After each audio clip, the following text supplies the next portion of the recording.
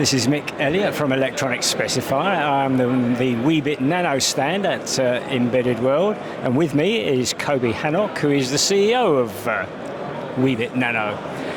First of all, Coby, can I ask you, why do we need a new kind of non-volatile memory? What's wrong with flash? Well, I think it's been already over 20 years that people realized flash is starting to hit its limits. And ReRAM has significant advantages over flash. So starting off with the fact that it's orders of magnitude faster, orders of magnitude lower power consumption, higher endurance. But I think maybe the two most important things are it's cheaper to manufacture than flash. That's kind of a little important. And you can go down to small geometries with ReRAM. Flash basically gets stuck at 28 nanometer, and you can't really have it in the advanced chips. So that's a major advantage as well.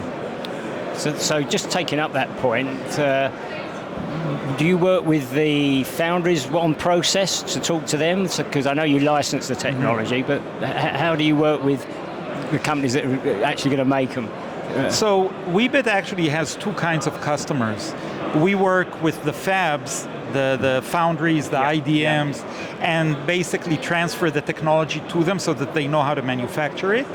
And we work with the fabless companies who basically embed our technology into their system on a chip, and then they go to that fab and manufacture. So we do need to teach the fab how to manufacture the technology. There is that technology transfer, but it is, at the end of the day, it is, as I said, cheaper to manufacture than flash. Okay. I mean, I think there's two approaches to resistive random access memory, and you choose OXRAM. What are the benefits of that? So there have been all kinds of approaches to ReRAM. I believe that today the ones that are actually managing to work and getting to production are the OXRAM ones.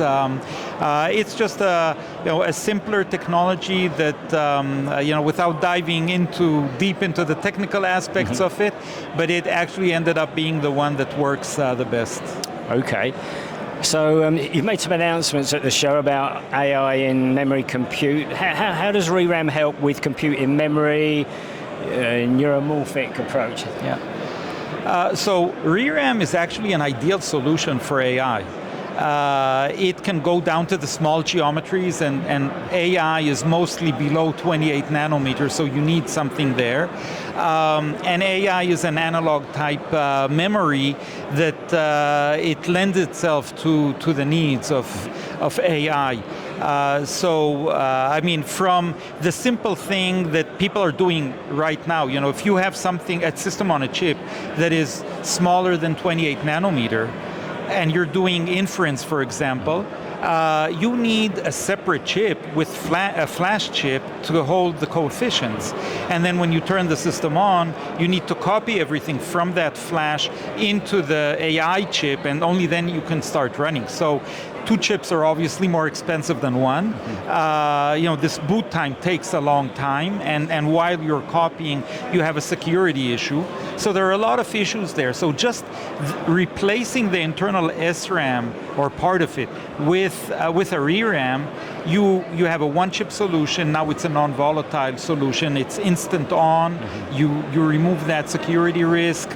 The chip itself becomes non-volatile. Now you can turn it off if the sensors aren't sensing anything. So a lot of advantages, and that's even before we start talking about in-memory compute, where it's really an ideal solution for that. Weebit has been researching it for more than 8 years already with different research institutes. So AI is actually a very exciting domain for us, and we expect to be significant enablers in that space. Okay, so can you just give us an idea what you're demonstrating at the show here? So we have actually an AI demo, a gesture recognition demo right over there. It's a demo that was prepared with an actual product company, with EMAS. They used to use MRAM in the past. Like many other companies, they've been switching to ReRAM and using ReRAM for it. And so this is a very nice AI demo that you can see here. Okay.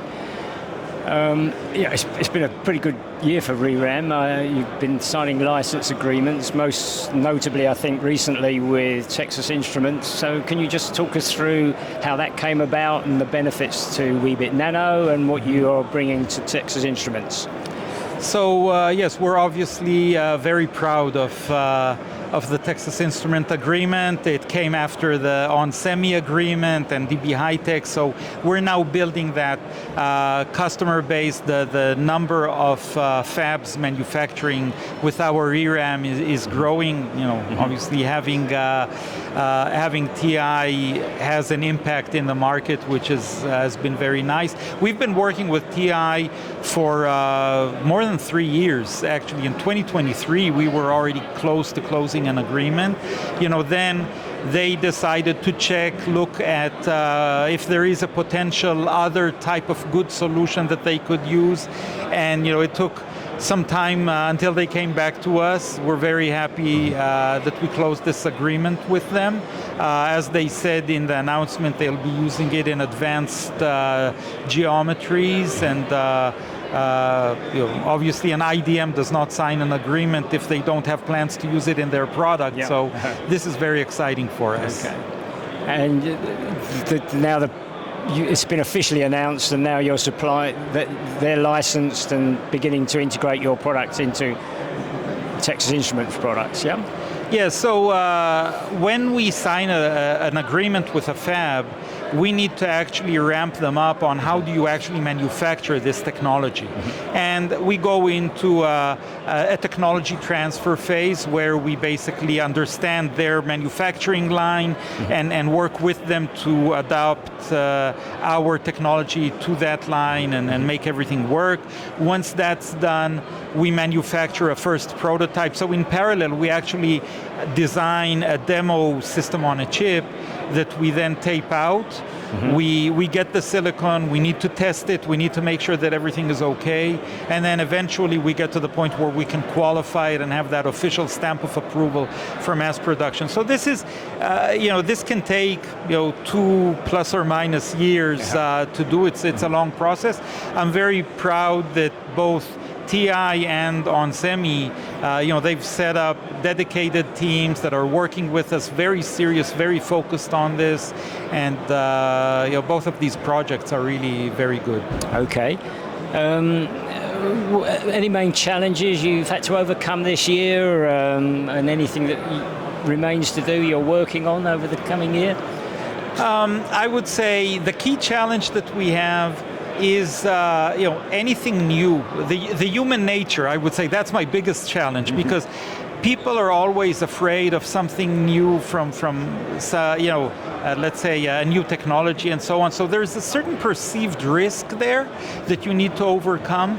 Obviously now when you see companies like DB High-Tech, we didn't mention them, and onsemi and TI, you know, when these companies license the technology, the perceived risk is going down. So I think today we're in a much better position. People know that we have a good technology. We qualified it at AEC-Q 100, so we demonstrated that it can operate even at 150 degrees for 10 years, etc. We already qualified it at 100,000 cycle endurance.